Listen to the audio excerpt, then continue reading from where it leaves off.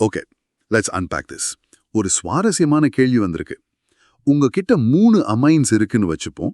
மெத்தலமைன், டைமெத்தலமைன் and ட்ரைமெத்தலமைன்.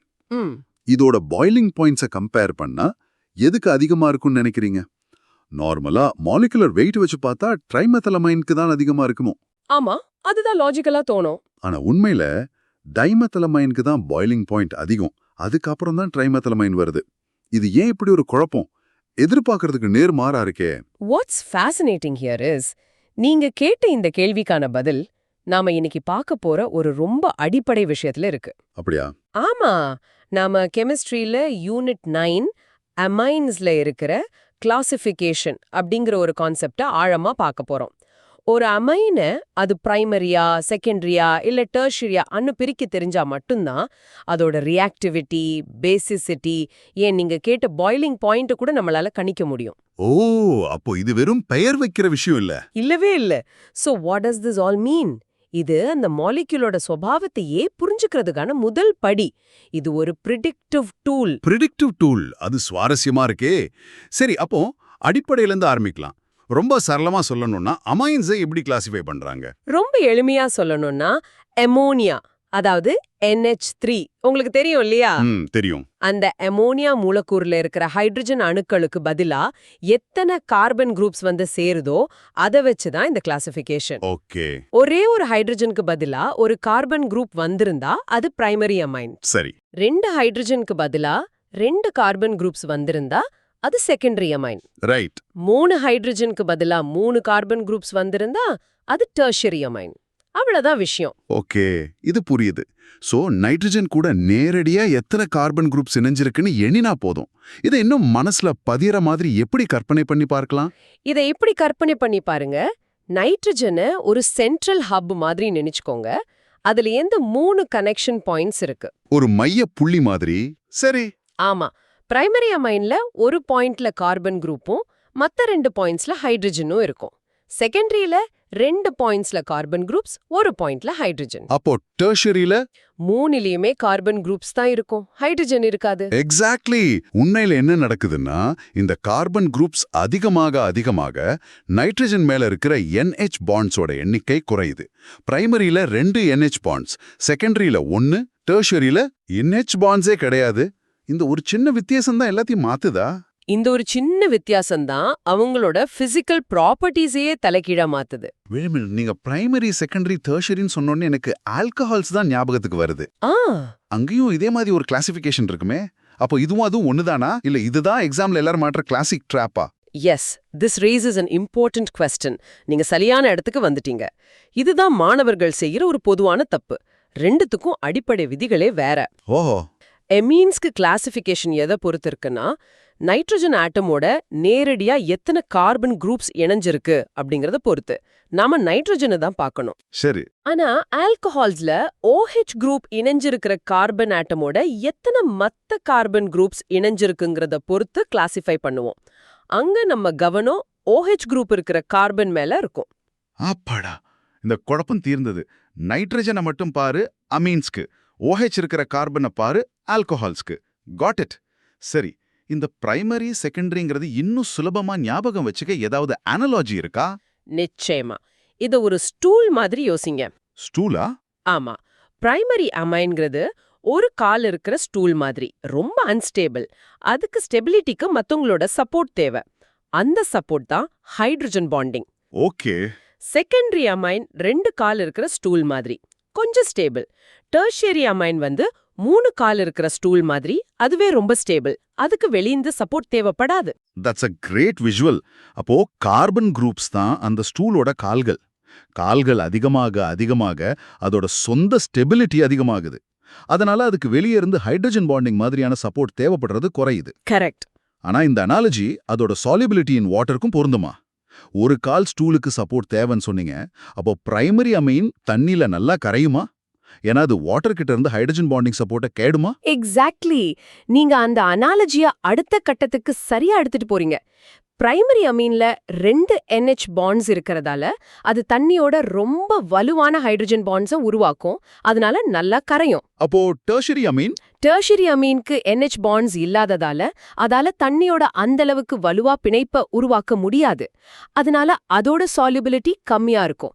So a simple analogy helps us predict properties like solubility too. சரி, இதெல்லாம் பார்க்கும்போது ஒரு கேள்வி வருது. எதுக்காக கெமிஸ்ட்ஸ் இந்த கிளாசிஃபிகேஷன் முறையே உருவாக்கணும்? சும்மா பெயரை வச்சு கூப்பிடுறதுக்கு பதிலா இதுக்கு பின்னாடி ஒரு பெரிய காரணம் இருக்கா? If we connect this to the bigger picture, நிச்சயமா ஒரு காரணம் இருக்கு. இந்த கிளாசிஃபிகேஷன் கான்செப்ட் ஏன் உருவாச்சுன்னா, எல்லா அமீன்ஸும் ஒரே மாதிரி ரியாக்ட் பண்றது இல்ல. சில ரியாக்ஷன்ஸ்ல பிரைமரி அமைன்ஸ் மட்டும்தான் ஈடுபடும். ஆனா செகண்டரியோ டெர்ஷரியோ அதுல ஈடுபடாது. உதாரணமா டயசோனியம் சால்ட்ஸ் அப்படின்னு ஒரு முக்கியமான காம்பவுண்ட் இருக்கு. ஆமா, கேள்விப்பட்டிருக்கேன். அத பிரைமரி அரோமேட்டிக் அமீன்ஸ்ல இருந்து மட்டும்தான் உருவாக்க முடியும். நீங்க ஒரு பாத்திரத்துல செகண்டரி இல்ல டெர்ஷரி அமைனை வச்சுக்கிட்டு அதே ரியாக்ஷனை செய்ய முயற்சி பண்ணா அது நடக்கவே நடக்காது. ஓ, இந்த மாதிரி அவங்களோட செயல்பாடுகளை வெவ்வேறையா பிரிக்கவும் ஒரு ரியாக்ஷன் நடக்குமா நடக்காதான்னு கணிக்கவும் தான் இந்த கிளாசிஃபிகேஷன் முறை தேவைப்பட்டது. ஓகே. இப்போ ஒரு மென்டல் மூவிக்கு நீங்க தயாரா? கண்ணை மூடி கற்பனை பண்ணுங்க. உங்க முன்னாடி வரிசையா 3 நைட்ரஜன் அணுக்கள் இருக்கு. சரி. முதல் நைட்ரஜனை சுத்தி ஒரு கருப்பு நிற உருண்டை, அதுதான் கார்பன் குரூப், மற்றும் 2 சின்ன வெள்ளை நிற உருண்டைகள், ஹைட்ரஜன் ஆட்டம்ஸ். இதுதான் பிரைமரி அமீன். சரி. அடுத்த நைட்ரஜனை சுத்தி 2 கருப்பு நிற உருண்டைகளும் ஒரு வெள்ளை நிற உருண்டையும் இருக்கு. இது செகண்டரி அமீன். கடைசி நைட்ரஜனை சுத்தி 3 கருப்பு நிற உருண்டைகள் மட்டும்தான் இருக்கு, வெள்ளை உருண்டையே இல்ல. இது டெர்ஷரி அமீன். ஆமா. இந்த மூணுலையுமே நைட்ரஜனுக்கு மேல ஒரு லோன் பேர் ஆஃப் எலக்ட்ரான்ஸ் இருக்கிறத கவனிக்கலாம். ஆனா அந்த வெள்ளை உருண்டைகளான ஹைட்ரஜன்களோட எண்ணிக்கை குறையறத நல்ல கவனிங்க. 2, 1, 0. இந்த சின்ன மாற்றம் தான் எல்லாத்துக்கும் காரணம். இப்போ நாம ஆரம்பத்துல கேட்ட அந்த பாய்லிங் பாயிண்ட் பசிலுக்கு வருவாங்க. சொல்லுங்க. இந்த மென்டல் மூவிய மனசுல வச்சுக்கிட்டு யோசிச்சா பதில் ரொம்ப சுலபம். மீథைலமீன் அதாவது பிரைமரி, டைமீథைலமீன் அதாவது செகண்டரி. இவங்க 2 பேர்கிட்டயும் NH பாண்ட்ஸ் இருக்கு. அந்த வெள்ளை உருண்டைகள் இருக்கு. ஆமா. அதனால ஒரு மாலிக்யூல்ல இருக்கிற ஹைட்ரஜன் இன்னொரு மாலிக்யூல்ல இருக்கிற நைட்ரஜனோட ஒரு பிணைப்பை உருவாக்கும். இதுக்கு பேரு தான் இன்டர்மாலிகுலர் ஹைட்ரஜன் பாண்டிங். ஓ, அப்போ இந்த ஹைட்ரஜன் பாண்டிங் ஒரு காந்தம் மாதிரி செயல்பட்டு மாலிக்யூல்ஸை ஒன்னா இழுத்து பிடிச்சு வைக்குது. அதனால இந்த மாலிக்யூல்ஸை தனித்தனியா பிரிக்க, அதாவது பாயில் பண்ண நமக்கு அதிக சக்தி, அதிக ஹீட் தேவைப்படுது. சரிதானே? எக்ஸாக்ட்லி. ஆனா டெர்ஷரி அமீனான ட்ரைமீథைல் அமீன்ல NH பாண்ட்ஸே கிடையாது, அந்த வெள்ளை உருண்டையே இல்ல. அதேதான். அதனால அதுல மாலிக்யூல்ஸ்க்கு நடுவுல ஹைட்ரஜன் பாண்டிங் உருவாக வாய்ப்பே இல்ல. இதனால தான் அதோட மாலிக்யூலர் வெயிட் டிமைథைலமைனை விட அதிகமா இருந்தாலும் அந்த மாலிக்யூல்ஸை ஒன்னா புடிச்சு வைக்கிற அந்த ஸ்ட்ராங் ஹைட்ரஜன் பாண்ட் இல்லாததால அதோட பாய்லிங் பாயிண்ட் கம்மியா இருக்கு. இப்போ அந்த பசில் சால்வ் ஆயிடுச்சா? Perfectly solved. இது வெறும் மாலிகுலர் வெயிட்டை பொறுத்த விஷயம் இல்ல, ஹைட்ரஜன் பாண்டிங் இருக்கா இல்லையாங்கிறத பொறுத்த விஷயம். சரி, இந்த கிளாசிஃபிகேஷன் கான்செப்ட் நிஜ வாழ்க்கையில டெக்னாலஜில எங்கேயாவது பயன்படுதா? கண்டிப்பா. ஒரு சிறந்த உதாரணம் வாட்டர் ட்ரீட்மெண்ட். நாம பயன்படுத்துற ஆனியான் எக்ஸ்சேஞ்ச் ரெசின்ஸ்ல பெரும்பாலும் டெர்ஷரி அமைன்ஸ் தான் யூஸ் பண்ணுவாங்க. அப்படியா? ஏன் அங்க டெர்ஷரி அமீன்ஸை பயன்படுத்துறாங்க? பிரைமரி இல்ல செகண்டரிய பயன்படுத்தலாமே? நல்ல கேள்வி. டெர்ஷரி அமைன்ஸ்க்கு ஹைட்ரஜன் பாண்டிங் கம்மியா இருக்கறதால அதுங்க தண்ணியோட ஒட்டாம ஹைட்ரோஃபோபிக்கா இருக்கும். அதாவது தண்ணிய விரும்பாத தன்மையோட. ஓ. இப்போ நாம சுத்திகரிக்க வேண்டிய தண்ணியில சில ஆர்கானிக் மாசுகள் இருக்குன்னு வச்சுப்போம். அந்த மாசுகளுக்கும் தண்ணிய பிடிக்காது. அப்ப அந்த மாசுகள் என்ன பண்ணுனா, தண்ணியில மிதந்துட்டு இருக்கிறத விட இந்த ரெசின் மணிகள்ல இருக்கிற ஹைட்ரோஃபோபிக் டெர்ஷரி எமீன்ஸ் மேல போய் ஒட்டிக்கிறதுக்கு அதுங்க விரும்பும். ஒரு ஸ்டிக்கி ட்ராப் மாதிரி. அதேதான். ஒரு ஸ்டிக்கி ட்ராப் மாதிரி செயல்பட்டு தண்ணியில இருக்கிற சில குறிப்பிட்ட மாசுகளை நீக்க உதவுது. So, a simple classification has a big impact on industrial applications. Wow, அது ஒரு தாருண அப்ளிகேஷன். இப்போ ஒரு கவுண்டர் இன்ட்யூட்டிவ் எக்ஸாம்பிளுக்கு போலாமா? நான் ஒரு மாணவனா யோசிச்சா எனக்கு இப்படி தோணும். சொல்லுங்க. டெர்ஷரி அமீன்ஸ்ல 3 கார்பன் குரூப்ஸ் இருக்கு. கார்பன் குரூப்ஸ் எலக்ட்ரான்ஸை டொனேட் பண்ணும். அப்போ நைட்ரஜன் மேல எலக்ட்ரான் டென்சிட்டி அதிகமாகி அது ஒரு சிறந்த நியூக்ளியோஃபைலா இருக்கும் அப்படின்னு. இது சரியா? But actually, தியரி படி நீங்க சொல்ற இண்டக்டிவ் எஃபெக்ட் சரிதான். ஆனா பிராக்டிக்கலா ஒரு சொல்யூஷன்ல பார்க்கும்போது பல சமயங்கள்ல பிரைமரி அண்ட் செகண்டரி அமீன்ஸ் தான் சிறந்த நியூக்ளியோஃபைல்ஸா செயல்படுது. அப்படியா? ஏன்?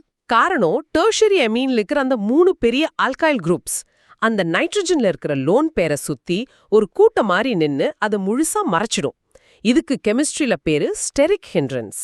ஓ, அப்போ அந்த லோன் பேர் எலக்ட்ரான் ரிச்சா இருந்தாலும் அந்த இடத்த சுத்தி கூட்டம் அதிகமா இருக்கிறதால அதால சுலபமா வெளியே போய் இன்னொரு மாலிக்யூல தாக்க முடியல. Correct. So structure dictates reactivity. இது ஒரு அருமையான கவுண்டர் இன்ட்யூட்டிவ் எக்ஸாம்பிள். சரி, இப்போ எக்ஸாம் பாயிண்ட் ஆஃப் வியூல சில முக்கியமான வரிகளை பார்க்கலாமா? நிச்சயமா. முதல் விஷயம், பிரைமரி எமீன்ஸ்ல ஒரு கார்பன் குரூப்பும் 2 NH பாண்ட்ஸும் இருக்கும். இந்த 2 NH பாண்ட்ஸ் தான் வலுவான ஹைட்ரஜன் பாண்டிங்க்கு காரணம். இதுதான் அதோட அதிக பாய்லிங் பாயிண்ட் மற்றும் வாட்டர் சால்யூபிலிட்டிக்கும் காரணம். ஆமா. ரெண்டாவது பாயிண்ட், செகண்டரி அமைன்ஸ்ல 2 கார்பன் குரூப்ஸும் ஒரே ஒரு NH பாண்டும் இருக்கும். இதனால ஹைட்ரஜன் பாண்டிங் இருந்தாலும் பிரைமரி அளவுக்கு ஸ்ட்ராங்கா இருக்காது. அதனால அதோட ப்ராப்பர்ட்டிஸ் பிரைமரிக்கும் டெர்ஷரிக்கும் நடுவுல இருக்கும். மூணாவது, டெர்ஷரி அமைன்ஸ்ல 3 கார்பன் குரூப்ஸ் இருக்கும், ஆனா NH பாண்ட்ஸ் இருக்காது. இது ரொம்ப முக்கியம். இதனால அதால ஹைட்ரஜன் பாண்டை டொனேட் பண்ண முடியாது, ஆனா லோன் பேயர் மூலமா அக்செப்ட் பண்ண முடியும். பெர்ஃபெக்ட். நாலாவது, தண்ணீர்ல அதாவது ஆக்வஸ் சொல்யூஷன்ல பிரைமரி அண்ட் செகண்டரி அமீன்ஸ் தான் டெர்ஷரி அமீன்ஸை விட ஸ்ட்ராங்கா பேசிஸா இருக்கும். இதுக்கு காரணம் சால்வேஷன் எஃபெக்ட். அந்த சப்போர்ட்டிவ் கிரவுட் மாதிரி தண்ணி மாலிக்யூல்ஸ் ஸ்டேபிளைஸ் பண்றதுனால. அதேதான். ஐந்தாவது, பிரைமரி ஆரோமேட்டிக் அமீன்ஸ் மட்டும்தான் ஸ்டேபிள் டயோசோனியம் சால்ட்ஸா உருவாக்கும். இது ஒரு மிக முக்கியமான ரியாக்ஷன். ஒரு விஷயம், அமைனோட கிளாசிஃபிகேஷன் நைட்ரஜன்ல இருக்கிற கார்பன் குரூப்ஸை மட்டும்தான் பொறுத்தது. அந்த கார்பன் செயின் எவ்வளோ நீளமா இருக்கு, பிரான்ச்டா இருக்காங்கிறத பொறுத்தது இல்ல. So what does this all மீன்? இன்னைக்கு நாம கத்துக்கிட்டத ஒரு சின்ன சுருக்கமா பார்க்கலாமா? முதலாவதா, ஆமைன்ஸை பிரைமரி, செகண்டரி, டெர்ஷரின்னு பிரிக்கிறதுக்கு ஒரே ஒரு விதிதான். நைட்ரஜனோட நேரடியா எத்தனை கார்பன் குரூப்ஸ் இணைஞ்சிருக்குன்னு எண்ணணும். ரெண்டாவதா, அந்த ஸ்டூல் ஆனாலஜிய ஞாபகம் வச்சுக்கோங்க. கார்பன் கால்கள் அதிகமாக ஹைட்ரஜன் பாண்டிங் சப்போர்ட் குறையும். மூணாவதா, பாய்லிங் பாயிண்ட்டை தீர்மானிக்கிறதுல மாலிகுலர் வெயிட்டை விட ஹைட்ரஜன் பாண்டிங் ஒரு பெரிய பங்கு வகிக்குது. இதனால தான் ட்ரைமித்தைல் அமைனோட பாய்லிங் பாயிண்ட் டைமித்தைல் அமைனை விட கம்மி. நம்மளோட ஆரம்ப பசில் சால்வ் ஆயிடுச்சு. என்னனும் இந்த வித்தியாசத்தை எப்பவும் மறக்காதீங்க. நாம இன்னைக்கு கிளாசிஃபிகேஷன் எப்படி பிசிக்கல் ப்ராப்பர்ட்டிஸையும் ரியாக்டிவிட்டியும் பாதிக்குதுன்னு ஆழமா பார்த்தோம். இப்போ நீங்க யோசிக்க வேண்டிய ஒரு கேள்வி, நாம பேசிசிட்டியை பத்தி பேசும்போது ஆக்வியஸ் சொல்யூஷன்ல பிரைமரி அண்ட் செகண்டரி அமீன்ஸ் தான் ஸ்ட்ராங்கர்னு சொன்னோம். சால்வேஷன் எஃபெக்ட் தான் காரணம்னு பார்த்தோம். ஒருவேளை இந்த அமீன்ஸ் தண்ணியே இல்லாத ஒரு இடத்துல, அதாவது கேஸ் ஃபேஸ்ல இருந்தா, அப்போ அதோட பேசிசிட்டி ஆர்டர் எப்படி இருக்கும்? அப்போவும் இதே மாதிரி இருக்குமா இல்ல மாறுமா? அந்த சப்போர்ட்டிவ் கிரவுடான வாட்டர் மாலிக்யூல்ஸ் இல்லாதப்போ எது ஒரு சிறந்த பேஸா இருக்கும்? இத பத்தி நீங்களே கொஞ்சம் யோசிச்சு பாருங்க. அடுத்த முறை சந்திக்கும் போது இதையும் அலசலாம்.